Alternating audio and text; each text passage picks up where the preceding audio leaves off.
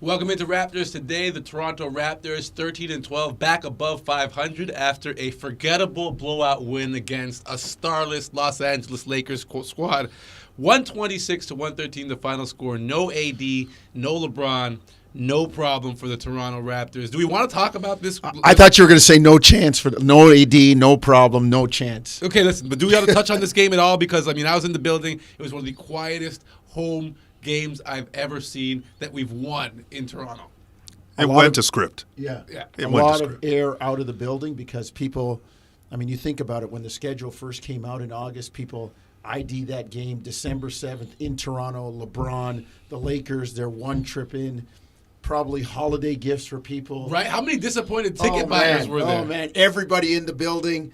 And then they're sitting there like, no LeBron. And that's what the NBA's talked about. It's tough, but AD was sick. He had to leave the previous game. Flu-like symptoms. And LeBron, has an issue. So it's 4 games in 6 nights for LeBron at 38. You don't really expect him to play on a timing game. It's tough sometimes, and sometimes fans just get screwed for the wrong reasons. Yeah, right? yeah. They bought the wrong Bitcoin on that night. Yeah. So let's jump into it, though. A quarter of the way through the season, what do we know about this Toronto Raptors team, and what are we still waiting to find out? Because I don't want to focus on the Lakers game, Sherm. I'll start with you. What have we figured out? Because it's been tough, right? You haven't had the full roster for this entire stretch, and they've been kind of losing games you thought they'd win, winning games you thought they might not. So how do you break this down? Well, I think to your point about the injuries, we haven't really had an extended period of time to really look at this team and say, what are they?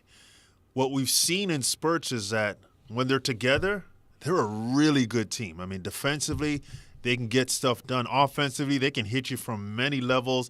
They have a solid bench when Precious is healthy as well.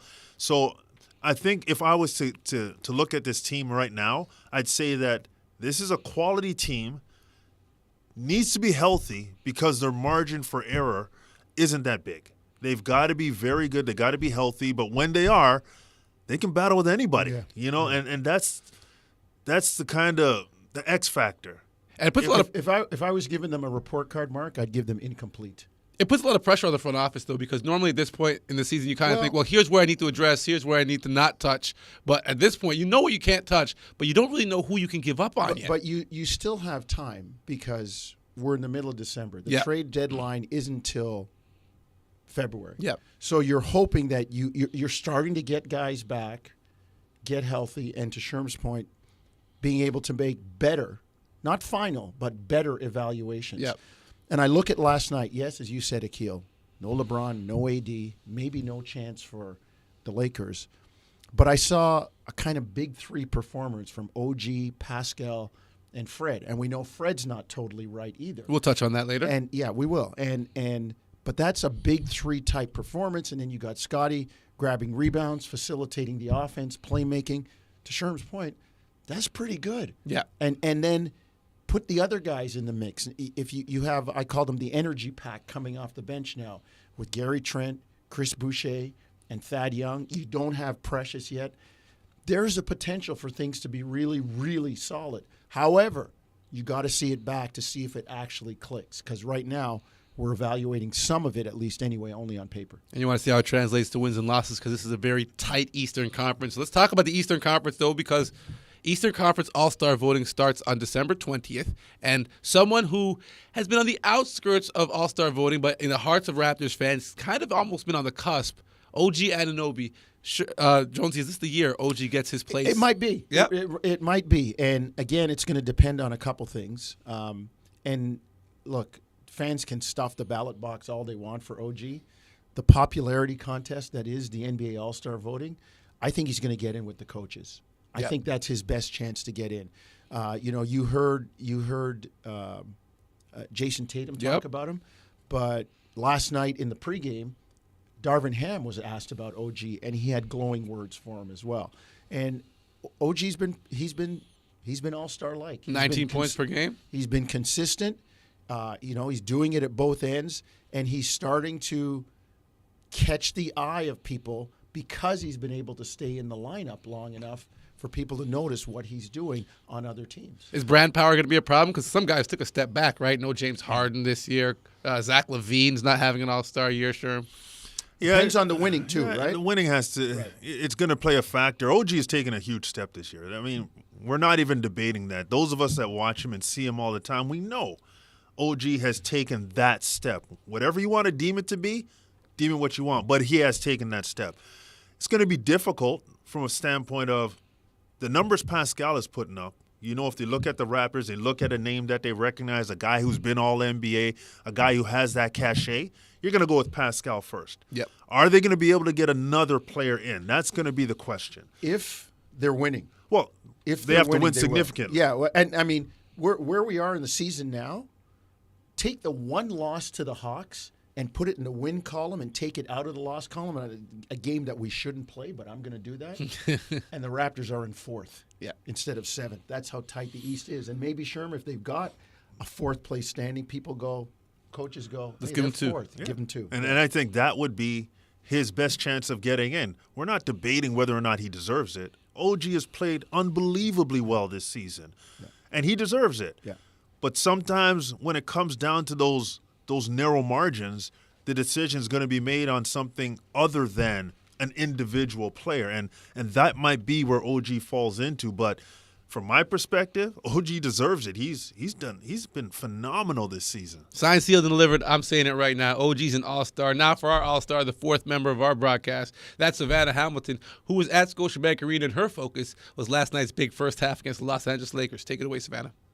Akil, it was a successful night for the Toronto Raptors against the Lakers. Of course, LeBron was out, Anthony Davis was out as well, so you'd think that maybe impact the focus of the Raptors going into that one, but it was complete opposite, actually. The Raptors came in sharp and ready no matter who they were facing. They respected their opponent with an 11-0 run to start the first quarter, thanks to Fred VanVleet, who hit arguably not a wide open, but a distance three to start the game as well. But you go from there and you see contributions from OG and Pascal and Gary also coming off the bench, and all those guys had a really great first half, scoring in the double digits. But then you see the second quarter, right? The second quarter was where the team locked in defensively, and particularly you got to give credit to both Chris Boucher and Christian Koloko because they really protected the rim. In the first quarter, the Lakers were getting some looks directly in the paint, but then second quarter, the Raptors tightened up their defense. And Christian Koloko, shout out to him for getting a successful overturn on a foul call. So it has to be like one of the first for the rookie this season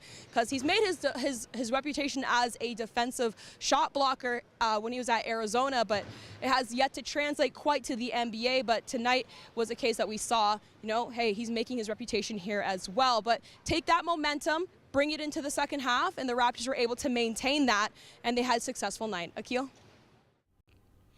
All right, thank you, Savannah. Now we jump to another hot topic for Raptors fans, and that's the play of Fred VanVleet of recent. Not the VanVleet we know came into the season struggling a bit, found his form, but of recent things have dipped. Last night, 25 points, 7 assists in 30 minutes, but 8 of 20 from the field, below 50%. And that's kind of the conversation right now. The hitch in Fred's shot. Now, Josh Lewenberg tweeted earlier that the Raps have that brand new board and technology inside the practice facility over at OVO, and it's sensing that there's somewhat of a lack of straightness on the release, which is normally off the charts, quote unquote, for Fred. But let's talk about it. Fred VanVleet struggling from the field, and they say it's a mechanics issue. My question, because Fred alluded to this himself, do you think Fred's waiting for offseason for a surgery, or like what's going into this? Because he mentioned a bunch of things in his availability, like there's stuff we don't know as the media, as fans, going on behind the scenes, and we're forced to speculate at this point now as to these things that we don't know. But what's going on with Fred, Jonsey? I would say if there is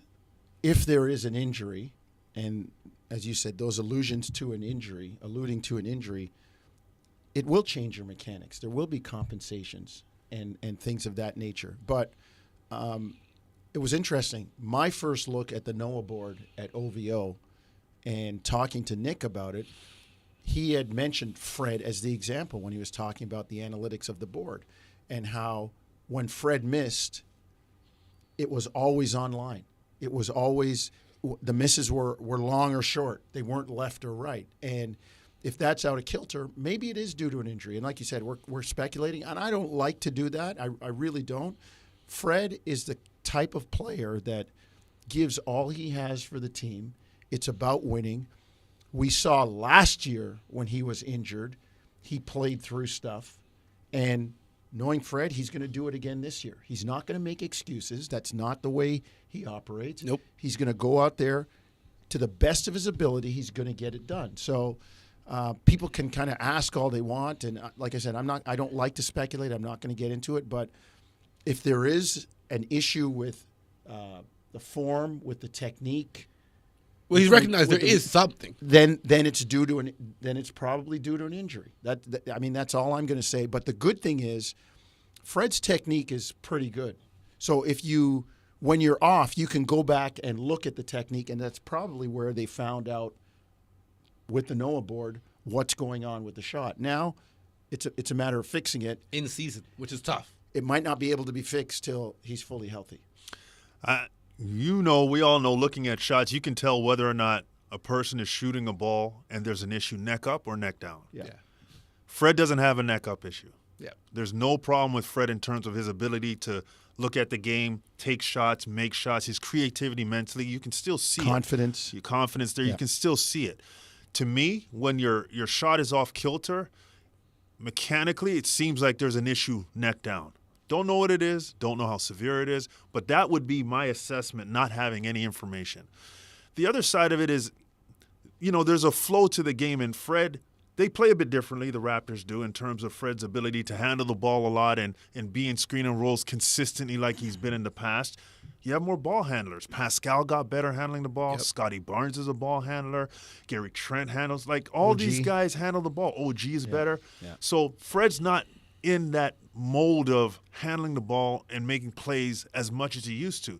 So that affects your timing. It affects your flow of the game. And it's an adjustment. And as great as Fred is, it's still an adjustment. And I think you couple that with potentially something being wrong physically, now you have a longer extended period of that shot being problematic. And it was good to see him make shots against the Lakers. It was good to see it. He wasn't efficient, but he made shots. He was aggressive. That's great to see. But if there's a physical issue, then that has to be rectified before the shot can be completely rectified. Yeah. And who knows if the timing will allow that right now. I'll say this. As for last night, you could tell Fred was determined at the start of the game to say, I'm going to be aggressive, and we're going to get some stuff done early. I'm going to see how this is. And he was, in that first quarter, he was, in my eyes, he looked even, the aggressiveness was heightened. There was some more urgency in it to get off to a better start. And, we heard Savannah talk about the 11-0 start. Fred hit a three, taking the ball inside, making plays. I just saw a more aggressive Fred VanVleet at the start of last night. And what really good players can do, like Fred VanVleet, they can do so many other things that they can distract you from what's not working. So to Jonsey's point, attacking early, making plays for himself, for teammates, just impacting the game on so many other levels that we don't look at this shot and say, oh, he was 8 for 20. We saw him score, we saw him assist, we saw him get to the bucket and finish. Those are the elements that good players can really initiate to kind of move away from the conversations of, oh, what's wrong with his shot? No, we saw Fred play a very good game against the Lakers. You can beat the numbers to say anything you want. Look, what do you have, 25, 7? Yep, in about 30-some-odd minutes. Right, so the minutes police can put their ticket books away. Only 30 minutes, 25 and 7, good numbers. Good night. And as Sherm said, you don't look at the fact that it was 20 shots sometimes, right? Yeah.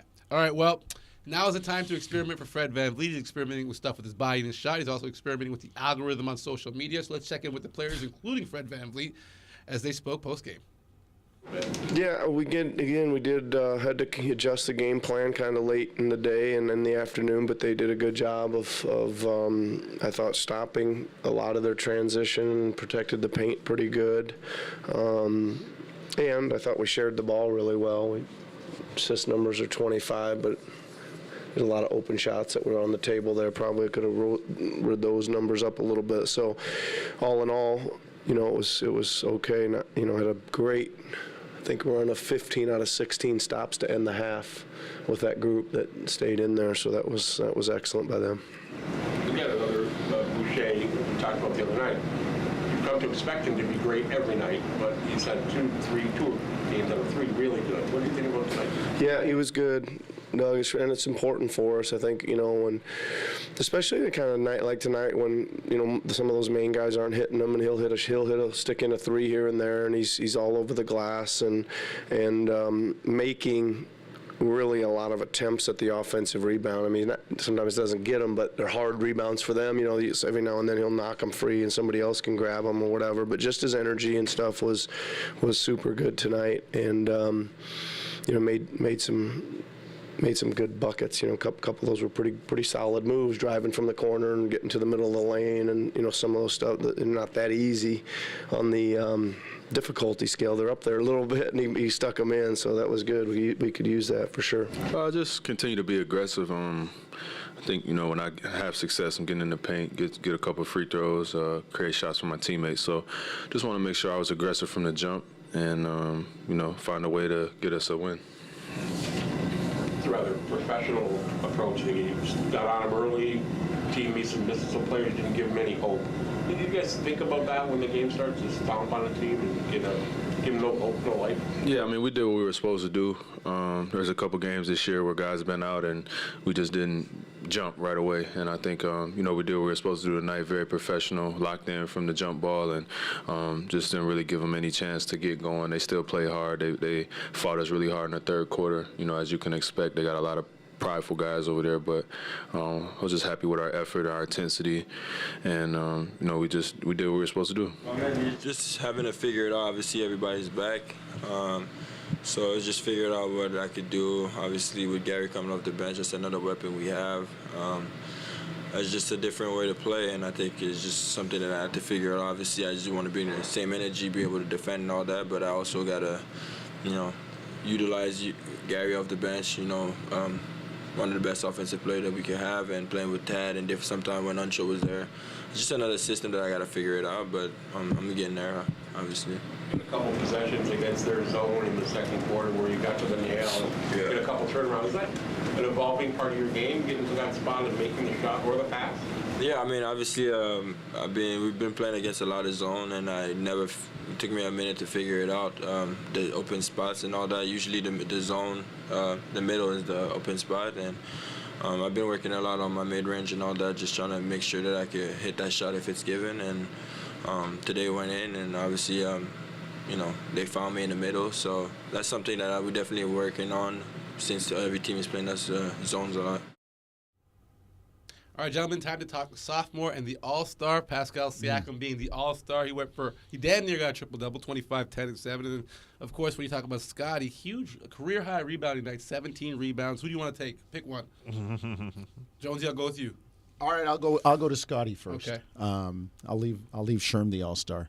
I thought the young man did a good job last night of reading the field. Fred had it going. Pascal had it going. OG had it going. I don't need to be a scorer tonight. I'll be a playmaker, a facilitator, and a rebounder. And he still got his scoring. Made a three, made some shots from the outside.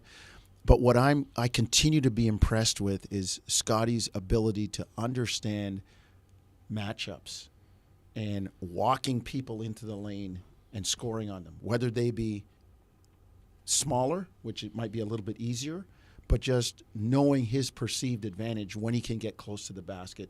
And his finishes. He's got the little jump hooks. He's got that going left, shooting it right kind of floater that seems to catch the rim and be as soft as the music at your church on Sunday, Akil, or Saturday, and goes in. Like that, to me, like his ability, his understanding of the game at a tender age, at a young age, is terrific. And I just think last night that came through, knowing that these other guys are scoring. Let me do some other stuff. So I love the kid's game, and I love the way his understanding of it as well. Yeah, you know what I really enjoyed about Pascal? LeBron's coming to your building. I was going to mention, you got to be a little disappointed if he's not. But hold on. And Pascal, you know he's coming. You're like, all right, I'm going to meet him with something. And then LeBron is out of the lineup. Pascal's level never changed. Yeah. Pascal didn't have a letdown. Pascal said, forget it. He's not there. Someone else has to get this tonight. Yeah. You can watch. And he exactly enjoyed the show, and he gave it to him. And to me, that's that's, again, another sign of Pascal taking that next step of being that guy, regardless of who's on the floor, who he's going against. This is what you're going to get from Pascal. He's going to come, play hard. He's going to be very aggressive. He's going to go downhill. He's going to play his game. But the balance that he has, the rebounding now, the effort on the defensive side, the assisting, all these elements just lead to Pascal with a healthy roster helping them get to another level. So Pascal, to me, just had another one of those games that made you say, yeah, he's definitely taking that step. He's definitely on another level. Yeah, he's definitely focused and locked in on establishing himself. Like he talked about, top 5 play way later into the game, I thought, than I expected once this game was out of hand, but definitely showed his worth. And speaking of showing your worth, the Raptors 9-05 were struggling, lost 6 straight games, and they were almost on their way out of the Showcase Cup potential qualifying for the playoffs. But they got themselves a big win at home at the former Hershey Center, now the Paramount Center. And we handed over to Matt Cullen and Warren Ward, the broadcast team, to break down exactly what's going on with our 905. All right, thanks very much, Akil. Post-game here as the Raptors 905 win. A big win because the slump is now bumped. That 6-game slide, Warren, is now over. The 905 beating Greensboro by 13 points tonight, and they do it tonight with defense. They did. What was it? We got 10 blocks, 7 steals, 10 blocks, whatever which one. Defensively, they were outstanding all night long. But I think more importantly, they played together as a unit. Offensively, they shared the basketball. And I think on top of that, defensively, with the additions they had and the new lineups on top of that, all the new lineups they had, they played really well as a group. And I think Perry, especially as their leader, made really good decisions. And that becomes contagious. And I think everyone else around him played with the same sort of passion and energy, and that resulted in a 114-101 win. Yeah, that 101, that's a big one for the big Raptors. Number, yep. 905, because that's the least amount of points an opponent has scored against the team this year. You talked about Reggie Perry. Let's go. 8 double-doubles already on the season. That puts him second overall in the NBA G League. Doing a little bit of everything again tonight. No, definitely is. I mean, he's taking advantage of matchups inside as he should, but I'm most impressed with his decision-making. I think high pick and roll, sometimes he becomes a little indecisive. Tonight he was straight downhill, took the contact, wasn't really looking for, calls, and then defensively blocking shots, showing his range and his touch. Really overall, probably his best game overall, for sure. All right, the test and the road gets a little bit tougher here for the Raptors 905. It's off to play the Maine Celtics, who are 8-4 and sharing the top spot in the East Pod standings. 2 tough games coming up, then back at home to take on the Capital City Go-Go. All right, Akil, back to you. All right, moving on to some other news. The big news in the NBA today, Brittney Griner apparently will be freed. And we got to talk about the fact that the WNBA and the NBA came together when they found out that Brittney was being detained in Russia. And they forced this story to the top of the news stack. So let's talk about the power this league has and how much of an accomplishment it is to flex political muscle, forcing Joe Biden's administration to actually step up to the plate, Jonesy, and make a move here. Well, I mean, the NBA has become the leader in professional sports around social consciousness and social justice. There is no other sports entity, professional league that does it like the NBA. Agreed. And you're right. They did push this to the top of the charts and kept it in the public eye. So good for them for getting that done.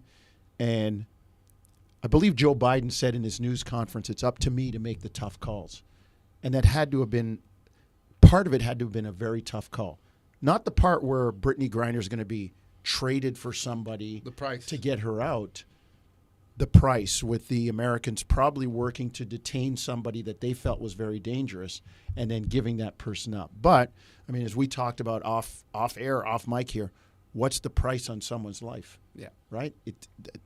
There isn't, to me. So, yeah, tough trade, but Brittney Griner is going to be home with her family safe, and the U.S. State Department and their investigations and intelligence departments need to keep grinding on the other stuff to try to make their corner of the world safer. Yeah, I'm happy for Brittney Griner. Yeah. I mean, she's been through a lot.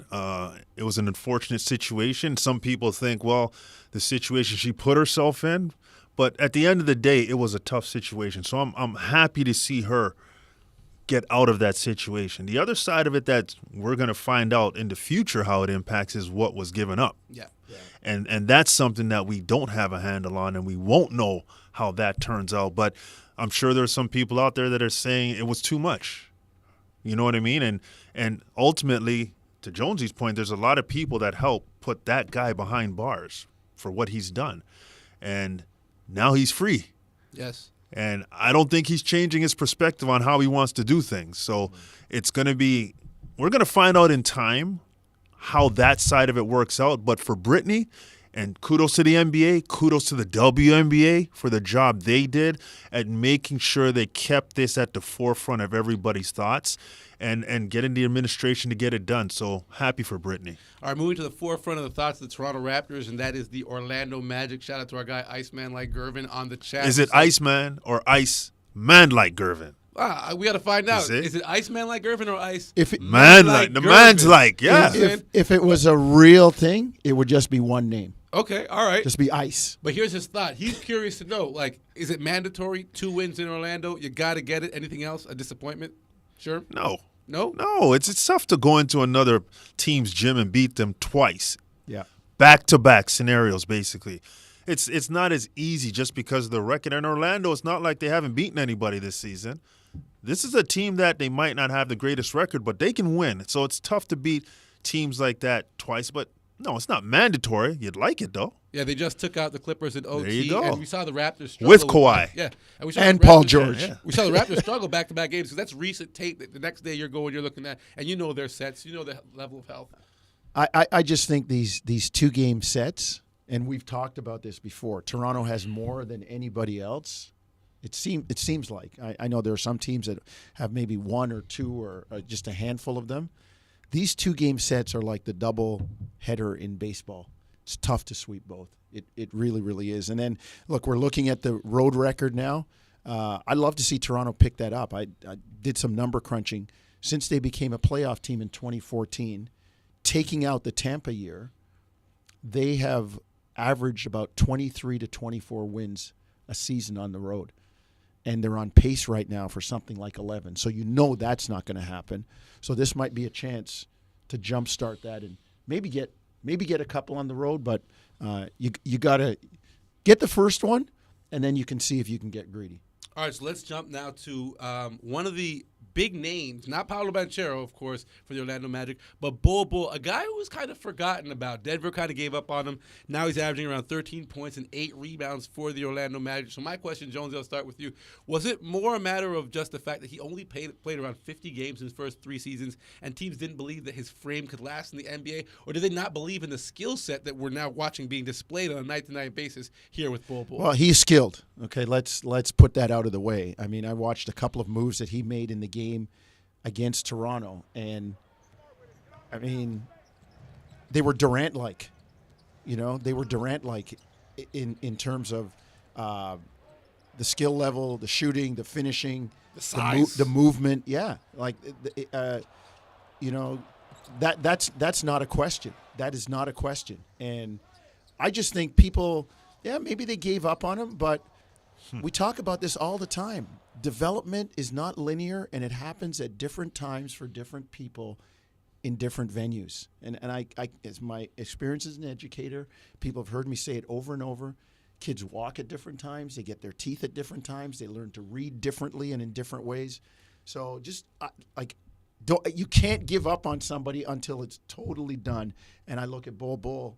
Good for Orlando. Said, we'll take him. We'll take a chance. And sometimes we know it's just situational. You get to the right spot and, things are opened up to you. You're allowed to do different things. And in Orlando, look, we saw him play in Denver the few times we did see him play, and I thought this young man was skilled. Like, he was skilled for his size. Handled the ball, could push the ball up the floor, finish around the basket. He had skill. He gets to Orlando, bit of a different personnel, different way of playing, and now he gets a chance to express himself, and we're seeing that the young man is talented. Right? Yeah, they're all young. You're building. Less pressure. Yeah. Less pressure. So I look at him and I say he's got a chance to be really good based on especially how the NBA is going with these bigger bodies handling the ball on the perimeter, grab it off the glass and you go. You don't have to find a point guard anymore. Yep. He fits that bill. So I think he's As long as he can stay healthy, which has been an issue. Yeah. If he can stay healthy, his skill set allows him to be a good player with work ethic. Let's give credit to John Hammond, Jeff Weltman, and Jamal Mosley, who's John Hammond, man. They know that, all right, we're going to take some lumps, but, we've been spoiling Toronto by winning and developing. It's hard to do at the same time. They're like, okay, we're going to develop and we're going to take some punches here, but eventually we're going to turn the corner with hopefully with all of these young guys coming together. And it took him a while to grow into his own body. You think about a failed physical that could have had him at the Pistons. So, this is a young man who really had to grow into himself. And we'll see more of Bol Bol when the Orlando Magic take on the Toronto Raptors Friday night, 7 p.m. from Orlando. And you can catch that game on radio, on TSN 1050, and on the TSN family of networks on your TV. That does it for another episode of Raptors Today. For myself, Sherm Hamilton, and my guy Jonsey, the principal, plus Akil, Matt, and our producer Jake. Thank you guys for watching, and we'll see you next week.